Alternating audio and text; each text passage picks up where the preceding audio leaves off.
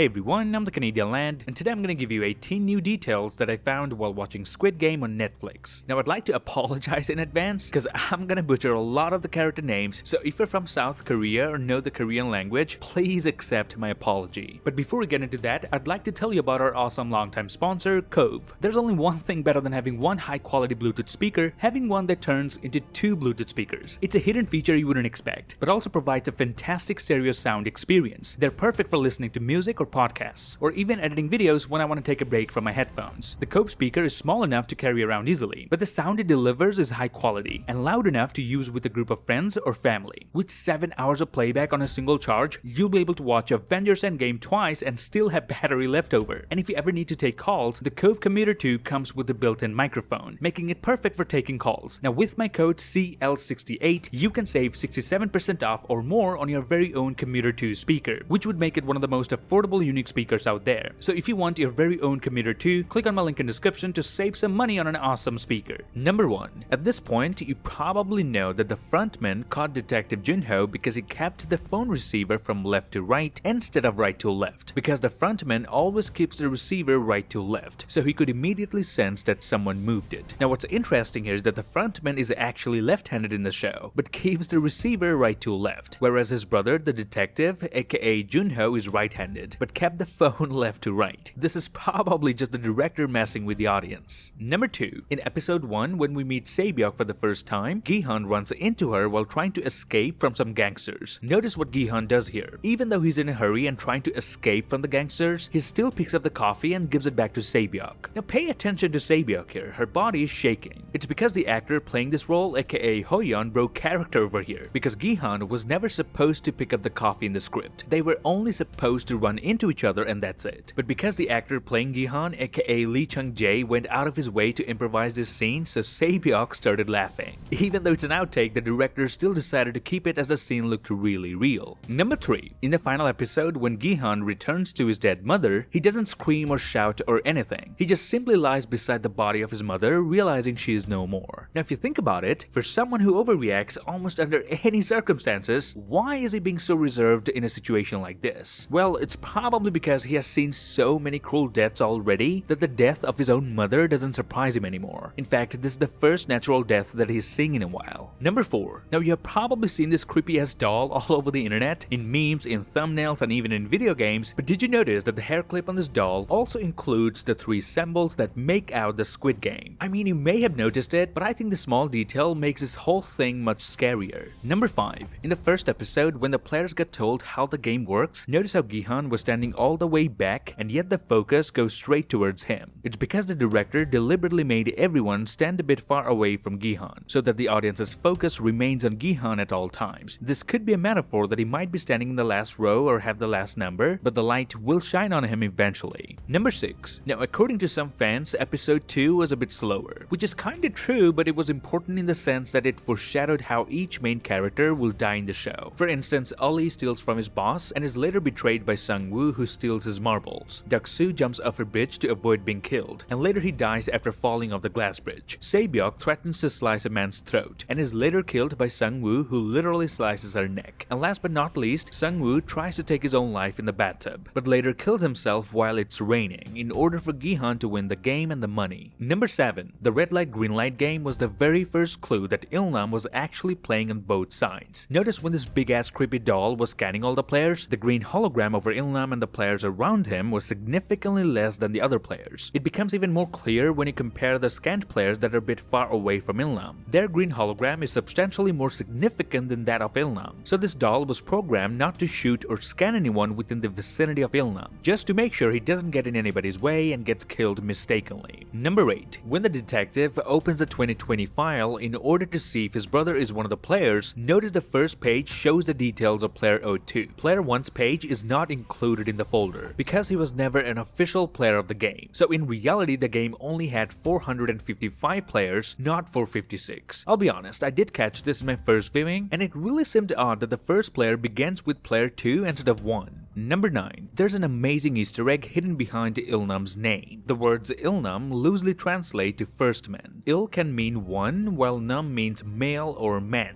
and Ilnam is player number 1, and he was also the original founder and creator of the game, so quite literally the first man to create the game. The fact that his real name would give away that he's in on it, that's why he chose not to reveal it in front of everybody in episode 4. And what is your name, sir, if you don't mind? My name? Let me think. They call me... It's okay. Hey, old man, you must be really shook up today. However, just before leaving the game, he does reveal his true identity. I remember my name now. Ilnam. But because Gihan was heartbroken at the fact that he just got Ilnam killed, he didn't pay much attention to the meaning behind his name. Number 10. In episode 1, the players start to wonder why they've all been kidnapped. Then they're shown a video of the players all playing Dakji with a sweet little salesman.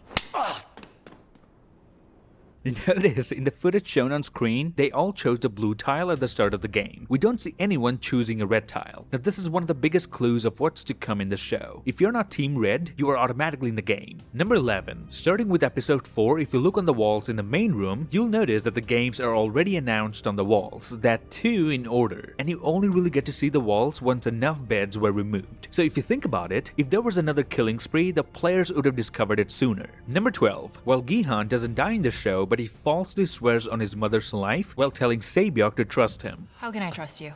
I swear on my own mother, okay? Come here, get back here. My money, give it back. Give it back! Now at the end, we know that it does catch up with him as he arrives home after winning the game, but finds his mother dead at home. Number 13. In Tug of War, each player had their hands locked to the rope so they couldn't escape from the game. It was the same for Ilnam as well. His hands were initially locked, but notice after they win, the locks are no longer there. Meaning, just in case they lost, Ilnam already had an escape plan. And had they lost with Ilnam surviving, they would have simply changed the rule of the game and say it doesn't matter if your team lost, if you managed to stand your ground by getting rid of the locks, you'll be safe. And you know what would have happened after? Instead of pulling the rope, everyone would have got busy trying to unlock themselves. Number 14. The gift box Gihan gave his daughter is wrapped in the same way as the game coffins. Now inside the box that Gihan wins is a gun, which is basically a lighter. Now this could be foreshadowing as players in the game are killed by a gun and then burned by fire. Number 15. We then find out that if you couldn't find a partner for the 5th game, aka the marble game, you don't get killed. If this is a long established rule of the competition, then Ilnam's decision to sit in the corner alone and avoiding pairing up with anyone could indicate that he was planning on using this rule as an exit strategy, as this would have allowed him to leave the competition without getting killed or raising any suspicions. But whether he played the game or not, it seems Ilnam was always going to exit the game either before or after the marble round, because he probably couldn't have survived the glass bridge game that came next, solely because he's too old for it. Number 16. I think it's very well known now, but I'm just gonna include it anyway. In episode 1, Gihan bets on the horses and wins. He wins exactly 4,560,000 won, and at the end of the game he won 45.6 billion won. And guess what his player number was? 456. So this recurring number was a reminder for us that the numbers in the show are not just there for random reasons, they all contain some sort of Easter eggs. Number 17. We know that the game was indeed terminated after the majority voted against playing it, but then of course 93% of all players returned to the game after getting a second chance. Out of 201, 187 returned. The re-entrance rate is 93%. Now here's the hidden detail I found. We learned in the first episode that 100 million won is at stake per player. So for each player eliminated, 100 million won gets added to the bank. So in episode 1, the prize money was 45.6 billion, since there were 456 players. But in episode 3, not all players returned to the game. So how come the prize money still remained 45.6 billion? This means the 14 players who didn't rejoin the game were actually killed outside the game, solely because they chose not to return. Which is why the frontman said this. Keep an eye on the ones who didn't return to play, and keep me posted. Number 18. Now this detail is something that I observed, not really a visual detail. At the end of the series, when Gihan finds out it was Ilnam who was behind it all, notice what Ilnam says here. Pour some water in there. He asks Gihan to pour him a glass of water while he's on his deathbed. So the first question that popped in my head was, where is Ilnam's family? A guy with so much wealth but is dying alone? And that's when I realized he's not dying alone, is he? He's dying here in front of his son-like figure Gihan. This is the main reason he sent this card to get Gihan over here in the first place. And that's it. This would be my breakdown of Squid Game, which turned out to be the biggest show Netflix has ever had. In my honest opinion, I'd give this show a strong 7.5 out of 10. The characters are well written, all the foreshadowing foreshadowing worked perfectly, and the character developments mostly paid off. Except the fact that we're never shown who these Chinese buyers are, or how did the soldiers start this side hustle selling organs anyway, or even the guy in the surveillance room actually never got caught. So for that, I'm deducting a point. Now if you like this video, then please give me a thumbs up, grab the subscribe button, and turn notifications on. Follow me on Instagram and Twitter to get updates about my videos. Till then, I'll be your frontman, and I'll see you lads in the next one.